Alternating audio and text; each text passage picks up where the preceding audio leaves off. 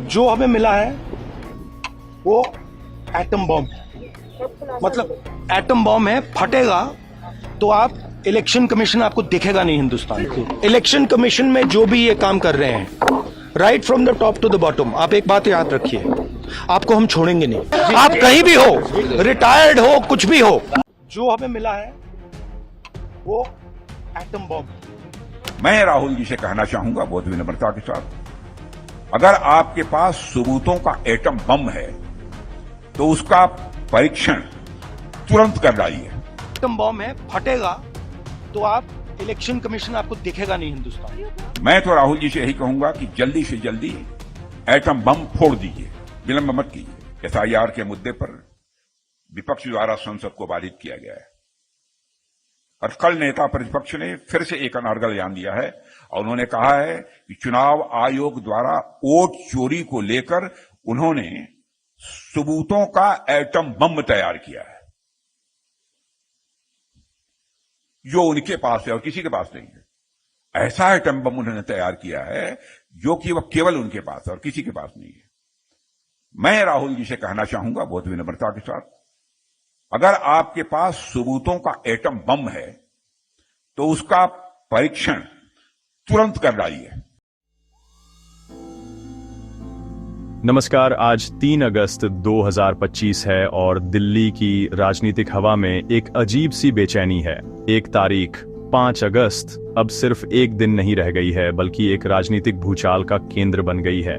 ये सब शुरू हुआ लोकसभा में विपक्ष के नेता राहुल गांधी के एक सनसनीखेज दावे से। दिल्ली में आयोजित एक कानूनी संगोष्ठी के मंच से उन्होंने जो कहा वह सिर्फ एक आरोप नहीं बल्कि भारत की पूरी चुनावी प्रक्रिया और उसके लोकतंत्र की नींव पर एक गहरा सवाल है। राहुल गांधी ने साफ शब्दों में कहा कि 2024 के लोकसभा चुनाव लोगों का देश अपनी सरकार चुनता है। उनके शब्दों में एक ऐसी गंभीरता थी जिसे नजरअंदाज करना मुश्किल है। उन्होंने दावा किया कि कांग्रेस पार्टी के पास इस धांधली के एटम बम जैसे सबूत हैं जिन्हें 5 अगस्त को पूरी दुनिया के सामने रखा जाएगा। यह बयान अपने आप में अभूतपूर्व है। चुनावी हार जीत के बाद आरोप प्रत्यारोप तो हमेशा से भारतीय राजनीति का हिस्सा रहे हैं, लेकिन इस बार बात सबूतों की हो रही है और वो भी ऐसे सबूत जिन्हें एटम बम की संज्ञा दी जा रही है। राहुल गांधी का कहना है कि कम से कम 15 लोकसभा सीटों पर नतीजों को सीधे तौर पर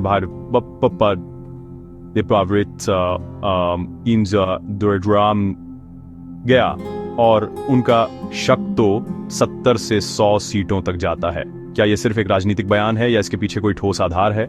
इस दावे ने सत्ता के गलियारों से लेकर आम आदमी की चाय की चौपाल तक हर जगह एक बहस छेड़ दी है। लोग पूछ रहे हैं कि आखिर ये सबूत क्या हो सकते हैं? क्या ये कोई दस्तावेज हैं, कोई वीडियो है या फिर कोई डेटा विश्लेषण जो चुनावी प्रक्रिया की खामियों को उजागर करेगा? राहुल गांधी ने अपने भाषण में जिस आत्मविश्वास का प्रदर्शन किया वो बताता है कि कांग्रेस इस मुद्दे को पूरी ताकत से उठाने की तैयारी में है। यह लड़ाई अब सिर्फ 2024 के नतीजों को लेकर नहीं है बल्कि यह भारत के लोकतांत्रिक भविष्य की दिशा तय करने वाली एक बड़ी लड़ाई का आगाज हो सकता है। विपक्ष की भूमिका अब सिर्फ सरकार की नीतियों की आलोचना तक सीमित नहीं रह गई है बल्कि वह अब उस पूरी व्यवस्था पर ही सवाल उठा रहा है जिसने सरकार को चुना है।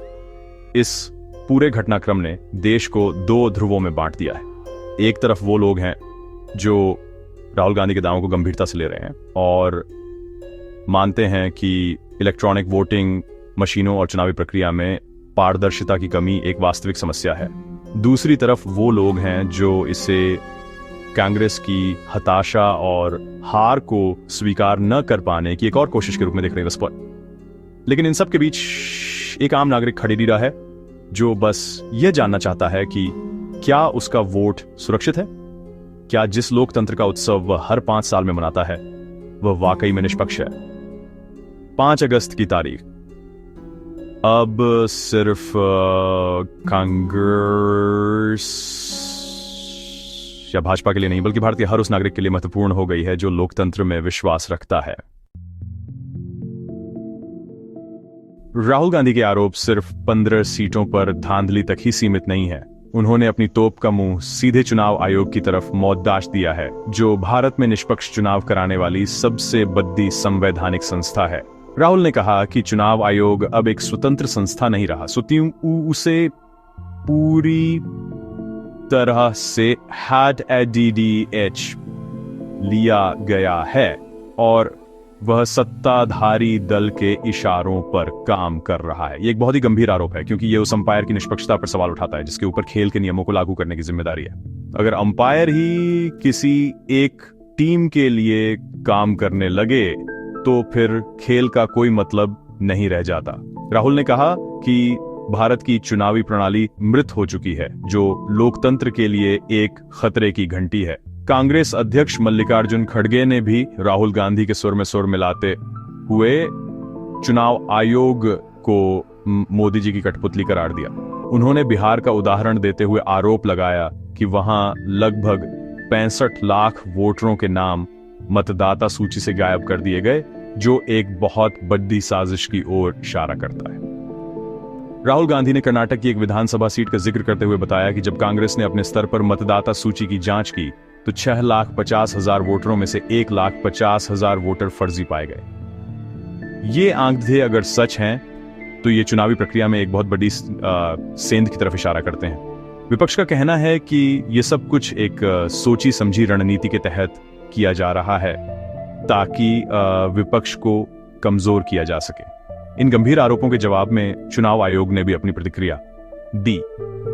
2 अगस्त को ही आयोग ने एक बयान जारी कर राहुल गांधी के सभी दावों को बेबुनियाद, गलत और भ्रामक बताया। चुनाव आयोग ने कहा कि सभी राजनीतिक दलों को मतदाता सूची पर आपत्ति जताने का पूरा मौका दिया गया था, लेकिन कांग्रेस की तरफ से लगभग कोई अपील नहीं की गई। आयोग ने यह भी याद दिलाया कि उन्होंने 12 जून 2025 को राहुल गांधी को बातचीत के लिए बुलाया था, लेकिन उन्होंने उस निमंत्रण का कोई जवाब नहीं दिया। चुनाव आयोग अपनी सफाई में यह कह रहा है कि उसने पूरी प्रक्रिया को पारदर्शी रखा, लेकिन विपक्ष अब हार के बाद बेबुनियाद आरोप लगा रहा है। लेकिन सवाल यह उठता है कि क्या चुनाव आयोग की सफाई काफी है? पिछले कुछ सालों में चुनाव आयोग की भूमिका पर कई बार सवाल उठे हैं, चाहे वह चुनाव की तारीखों की घोषणा हो या फिर आचार संहिता के उल्लंघन पर कार्रवाई। कई मौकों पर आयोग का रवैया सत्ताधारी दल के प्रति नरम और विपक्ष के प्रति सख्त नजर आया है। ऐसे में जब विपक्ष का सबसे बड़ा नेता आयोग पर सीधे सीधे कब्जा करने का आरोप लगाता है तो यह सिर्फ एक राजनीतिक बयानबाजी नहीं रह जाती, ये उस संस्था की विश्वसनीयता पर एक बड़ा संकट है जिसकी साख पर ही भारतीय लोकतंत्र का पूरा ढांचा टिका हुआ है। अब गेंद आयोग के पाले में है कि वह अपनी निष्पक्षता को कैसे साबित करता है। विपक्ष के इन विस्फोटक आरोपों के बाद सत्ताधारी भारतीय जनता पार्टी की तरफ से तीखी प्रतिक्रिया आना स्वाभाविक था। भाजपा ने इन सभी दावों को सिरे से खारिज करते हुए इसे कांग्रेस की बौखलाहट और ध्यान भटकाने की एक और नाकाम कोशिश बताया। रक्षा मंत्री राजनाथ सिंह ने राहुल गांधी के एटम बम वाले बयान को दमस्क्वेब यानी एक फुस्सी पटाखा करार दिया। उन्होंने कहा कि यह कांग्रेस की पुरानी आदत है कि जब भी वे चुनाव हारते हैं तो वे संस्थाओं पर सवाल उठाना शुरू कर देते हैं, चाहे वह ईवीएम हो या चुनाव आयोग। राजनाथ सिंह ने सेवा जनादेश का अपमान बताया और कहा कि कांग्रेस को अपनी हार शालीनता से स्वीकार करनी चाहिए। वित्त मंत्री निर्मला सीतारमण ने तो और भी कड़े शब्दों में राहुल गांधी पर हमला बोला। उन्होंने कहा अगर गैर जिम्मेदारी का कोई चेहरा होता तो वह राहुल गांधी होते। भाजपा का तर्क है कि अगर कांग्रेस के पास धांधली के कोई सबूत थे तो उन्होंने चुनाव प्रक्रिया के दौरान या नतीजों के तुरंत बाद उन्हें पेश क्यों नहीं किया। अब चुनाव के महीनों बाद इस तरह के आरोप लगाना सिर्फ सुर्खियां बटोरने और देश में भ्रम का माहौल पैदा करने की एक चाल है। भाजपा नेता ये भी याद दिला रहे हैं कि इन्हीं चुनाव आयोग और इन्हीं ईवीएम के जरिए कांग्रेस ने कई राज्यों में चुनाव जीते हैं, तब उन्हें कोई समस्या नहीं होती, लेकिन लोकसभा चुनाव हारते ही उन्हें पूरी व्यवस्था में खोट नजर आने लगता है। इसी बीच राहुल गांधी के एक और बयान ने एक नया विवाद खड़ा कर दिया, जिसने उनके मुख्य मुद्दे को कुछ हद तक कमजोर कर दिया। अपनी प्रेस कॉन्फ्रेंस के दौरान उन्होंने दावा किया कि जब किसान कृषि कानूनों का विरोध कर रहे थे तो तत्कालीन वित्त मंत्री स्वर्गीय अरुण जेटली ने उन्हें धमकी दी थी। यह बयान तथ्यात्मक रूप से गलत था, क्योंकि कृषि कानून 2020 में लाए गए थे, जबकि अरुण जेटली का निधन अगस्त 2019 में ही हो गया था। इस चूक पर भाजपा ने तुरंत राहुल गांधी को घेर लिया और उन पर एक दिवंगत नेता का अपमान करने का आरोप लगाया। अरुण जेटली के परिवार ने भी इस पर गहरी नाराजगी और दुख व्यक्त किया। इस एक गलती ने भाजपा को राहुल गांधी की विश्वसनीयता पर सवाल उठाने का एक और मौका दे दिया। भाजपा नेताओं ने कहा कि जो व्यक्ति तथ्यों की इतनी बड़ी गलती कर सकता है, उसके एटम बम जैसे दावों पर कैसे यकीन किया जा सकता है। इस विवाद ने मुख्य बहस को कुछ हद तक भटका दिया। जहां चुनावी धांधली के आरोपों पर केंद्रित होनी चाहिए थी, वहीं अब राहुल गांधी की तथ्यात्मक गलतियों पर भी बहस होने लगी है। यह दिखाता है कि राजनीतिक लड़ाई में एक छोटी सी चूक भी कितनी भारी पड़ सकती है और कैसे आपके विरोधी उसे आपके खिलाफ एक बड़ी हथियार के रूप में इस्तेमाल कर सकते हैं। अब राहुल गांधी पर दोहरा दबाव है, न सिर्फ अपने आरोपों को साबित करने का, बल्कि अपनी विश्वसनीयता को भी बनाए रखने का। अब जब तमाम आरोप प्रत्यारोप और बयानों का दौर चल रहा है, सबकी नजरें सिर्फ एक ही तारीख पर टिकी हैं, 5 अगस्त। राजनीतिक विश्लेषकों का मानना है कि कांग्रेस की यह आक्रामक रणनीति सिर्फ 2024 के चुनाव को लेकर नहीं है, बल्कि यह 2029 के लोकसभा चुनाव की जमीन तैयार करने की एक बड़ी कवायद है।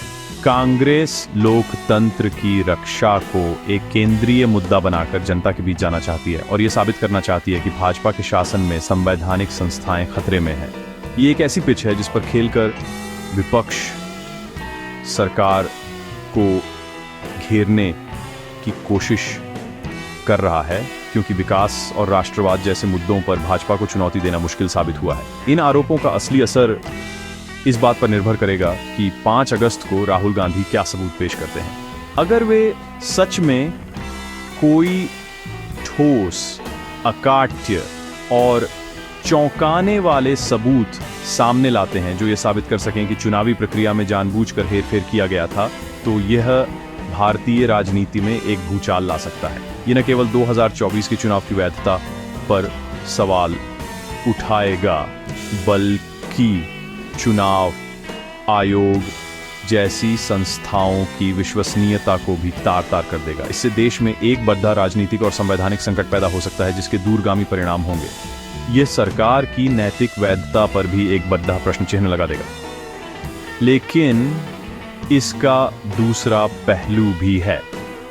अगर 5 अगस्त को पेश किए गए सबूत कमजोर, अस्पष्ट या अपर्याप्त साबित हुए, या वे सिर्फ कुछ अनुमानों और अप्रमाणित दावों का पुलिंदा निकले, तो यह कांग्रेस और खासकर राहुल गांधी के लिए एक बहुत बड़ा झटका होगा। इससे उनकी विश्वसनीयता को भारी नुकसान पहुंचेगा और भाजपा को यह कहने का मौका मिल जाएगा कि कांग्रेस सिर्फ झूठे आरोप लगाकर देश को गुमराह कर रही है।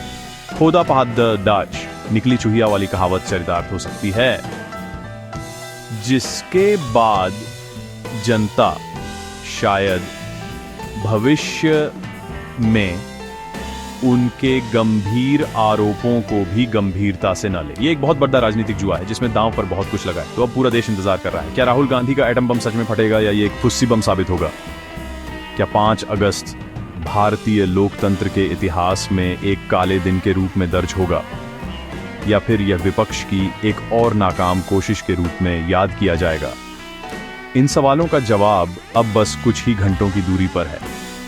तब तक दिल्ली के हवा में अटकलों, उम्मीदों और आशंकाओं का बाजार गर्म रहेगा।